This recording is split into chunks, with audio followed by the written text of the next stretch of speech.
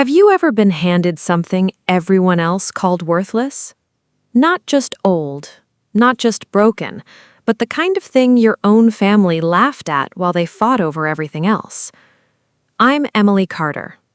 I'm 52 years old, and I grew up in a small farming town outside Springfield, Missouri. The day my grandpa passed away, my cousins argued over his ranch, his trucks, his savings, even his antique tractors. Nobody wanted the rusty old barn sitting on 40 forgotten acres at the edge of town. So, Grandpa left it to me. Everyone laughed. 5 months later, a black SUV with the logo of one of America's largest Fortune 500 companies pulled into my gravel driveway. By sunset, those same relatives who mocked me were begging me not to sell. But to understand why, you first need to know who my grandpa really was. Grandpa Henry Carter wasn't the richest farmer in Greene County. He wasn't even close. But there wasn't a single person who didn't respect him. He believed a handshake meant more than a contract. He fixed neighbors' fences without charging a dime. He loaned equipment to struggling farmers who couldn't qualify for bank loans. People called him old-fashioned. He smiled every time he heard it. Old-fashioned isn't an insult, he'd tell me. It just means you keep your word. As a little girl, I spent every summer helping him in that old barn. It leaned a little, the roof leaked every spring, the red paint had faded decades ago. Most people saw junk. Grandpa saw history. Every beam had a story. Every nail reminded him of the years he built the place with his own father. Whenever I asked why he never tore it down, he'd grin. Some things are worth more than folks can see. Back then, I thought he was talking about memories. I had no idea he meant something much bigger. The funeral was packed. Farmers, neighbors, old friends, veterans. People drove for hours just to say goodbye. But once the service ended, everything changed. Inside the attorney's office, kindness disappeared. My oldest cousin, Rick, leaned back in his chair before the meeting even started. "I'll take the ranch." Another cousin claimed the combines. Someone else wanted Grandpa's vintage pickup. No one asked what Grandpa wanted. They only talked about what they expected to receive. I stayed quiet. That's what Grandpa taught me. Listen first, speak later. When the attorney finally unfolded the will, the room fell silent. The ranch went to Grandpa's longtime business partner. His investment accounts were donated to a local agricultural scholarship. The equipment was divided among the workers who had stayed loyal for decades. Then came my name. Emily Carter, my heart started pounding, receives the old storage barn and the adjoining 40-acre parcel. Rick burst out laughing. "Seriously?" Another cousin smirked. "Congratulations, you inherited a pile of termites." The room erupted with laughter. I looked down at Grandpa's worn leather Bible resting on the attorney's desk. Something told me he hadn't made a mistake. He never did. I simply nodded. "I'll take good care of it." Rick couldn't stop grinning. "Have fun fixing that dump." I smiled politely. "You'd be surprised what old things are worth." At the time, even I didn't realize how true those words would become. Rick kept laughing all the way to the parking lot. He slapped the dusty keys into my hand like he was doing me a favor. "Don't spend much fixing it, Em," he said.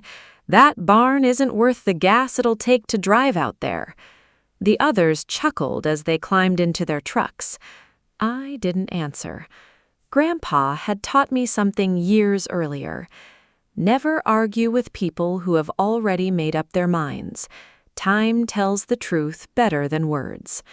So I drove the old county road alone. The barn stood exactly as I remembered. Weathered cedar boards, a faded red roof patched more times than anyone could count. The wind creaked the loose doors, sounding almost like Grandpa laughed. I stepped inside.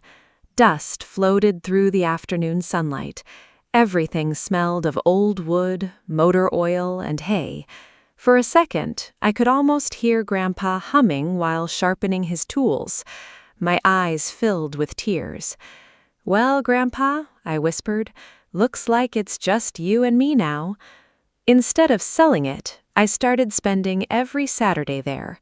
I repaired broken fence posts, I cleared years of overgrown weeds, I hauled away rusted scrap metal one trailer at a time. Most evenings, I drove home exhausted. People around town thought I was crazy.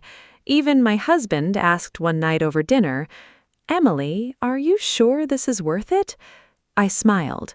It mattered to Grandpa. He reached across the table and squeezed my hand. Then it matters to me. That simple sentence reminded me why I'd married him 30 years earlier. Not because life had always been easy, but because he'd never laughed at my dreams. Weeks turned into months. Little by little, the old place started looking alive again. One Saturday, while replacing rotten floorboards, my boot hit something solid beneath the dirt. Thunk. I knelt down. There was an old steel hatch hidden beneath decades of dust. It wasn't locked. Inside, it wasn't treasure, it wasn't gold. There were maps, dozens of carefully rolled survey maps, engineering drawings, old county documents. Every page had Grandpa's handwriting in the margins. One sentence had been circled 3 different times. "Never sell the North Pasture." I frowned. The North Pasture wasn't anything special. It was rocky ground no farmer wanted. Why had Grandpa underlined it? I slipped the maps into a folder and drove into town on Monday morning. The county records office confirmed the land boundaries hadn't changed in over 60 years.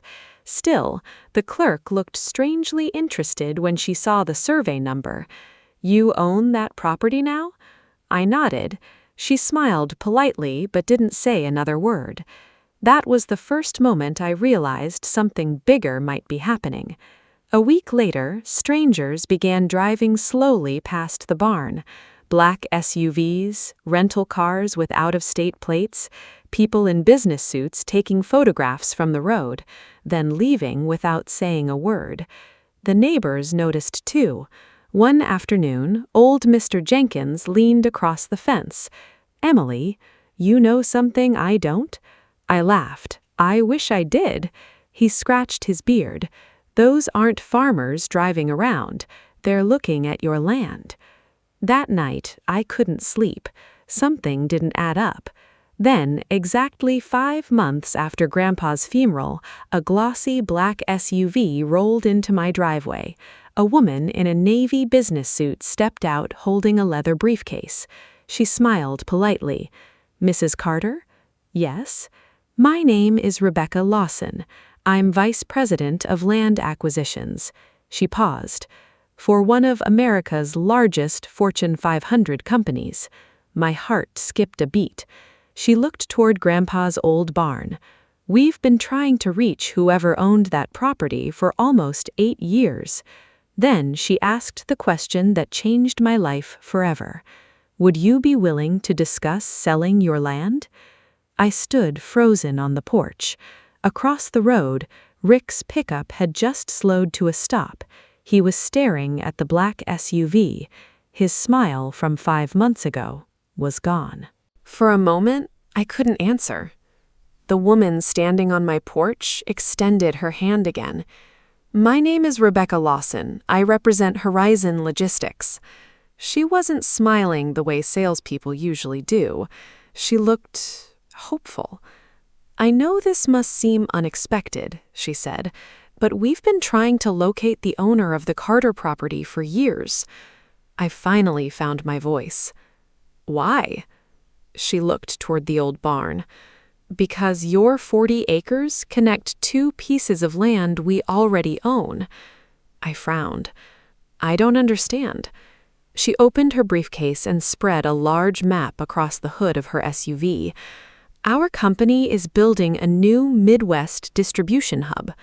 She traced a blue line across the map. Everything is approved except this section. Her finger rested on Grandpa's property. Without your land, the entire project stops. I stared at the map. So you want the barn? She smiled. The barn doesn't matter. The land does. Before I could respond, I noticed Rick standing across the road beside his truck, pretending to check his mailbox. He was listening. Rebecca handed me her business card. We'd like to make an offer. What kind of offer? She took a slow breath. Our board approved an initial purchase price of $12 million. I honestly thought I'd misheard her. I'm sorry? Did you say 12? She nodded. 12 million. Everything around me seemed to stop. The wind, the birds, even Rick across the road. For 5 months, everyone called the property worthless. Now, one company was offering more money than anyone in my family had ever imagined. Rebecca continued gently. This isn't pressure. We understand the land has sentimental value. I'll leave the proposal with you. As she drove away, Rick crossed the road so fast he almost forgot to close his truck door. Emily! I looked at him. His voice sounded completely different now. Friendly. Too friendly. Maybe I was a little hard on you. I folded my arms. A little? He forced a laugh. Come on, we're family. Those words stung more than I expected. Family. Where had that word been 5 months ago? Where had family been when everyone laughed in the lawyer's office? Where had family been while I spent every weekend repairing Grandpa's barn alone? I didn't argue. I simply said, I've got work to do, and walked back inside. That evening, I climbed into Grandpa's old loft. The sunset poured through the cracked windows exactly as it had when I was a little girl. I found his weathered rocking chair still sitting in the corner. Next to it was a small cedar box I'd somehow never noticed. Inside was one handwritten journal. The first page read, If Emily ever reads this... My hands started shaking. Grandpa's handwriting was unmistakable. People will someday discover this land is valuable. When they do, remember what made it valuable wasn't the money. It was the years our families spent loving it. Tears blurred the ink. Then I turned another page. Grandpa had taped an old photograph inside. It showed him standing beside the unfinished barn with my grandmother in 1972. Neither of them had much, but both were smiling. On the bottom he had written, This barn gave us a life. Don't let money erase that story. I closed the journal and cried harder than I had at the funeral. For the first time, I understood why he'd trusted me. Not because I was smarter, not because I was stronger, because he knew I'd protect what couldn't be replaced. News of Horizon Logistics' offer spread through town within days. Suddenly, my phone never stopped ringing. Cousins I hadn't heard from in years wanted to catch up. Neighbors who'd ignored me waved every morning. Even Rick showed up carrying homemade pie. I figured we could talk. I smiled politely. You never baked before. He looked embarrassed. My wife did. I almost laughed. A week later, Horizon invited me to their regional office. Their CEO personally greeted me. He explained how the new distribution center would create nearly 1,800 jobs. Then he surprised me. We heard about your grandfather. He had quite a reputation. I smiled proudly. He did. The CEO leaned forward. "We'd like to preserve the original barn." I blinked. "What?" "It means something to this community. If we purchase the property, we'd restore it and dedicate it as the Henry Carter Agricultural Learning Center." He slid an artist's rendering across the table. Children learning woodworking, local history exhibits, a museum honoring Missouri farming families. I stared at the picture. This wasn't just another business deal. It was a chance for Grandpa's name to keep teaching people long after he was gone. 3 months later, construction officially began. The old barn wasn't demolished. It became the heart of the entire project. On opening day, hundreds of people gathered. Farmers, teachers, veterans, schoolchildren. The mayor stepped onto the stage. Then he called my name, Emily Carter. As I walked forward, I noticed Rick standing quietly near the back of the crowd. When our eyes met, he gave me a small nod, not jealous, not angry, just grateful. After the ceremony ended, he walked over. "I owe you an apology. You were right." "No," I said softly. "Grandpa was." Rick smiled through tears. "I finally understand." Sometimes people think the greatest inheritance is money. Grandpa knew better. He left me an old rusty barn because he knew everyone else would overlook it. He wasn't testing who wanted the most. He was revealing who valued the least. The $12 million changed my life, but it wasn't the greatest gift Grandpa left me. The greatest gift was teaching me that real wealth isn't measured by what you own. It's measured by what you're willing to protect.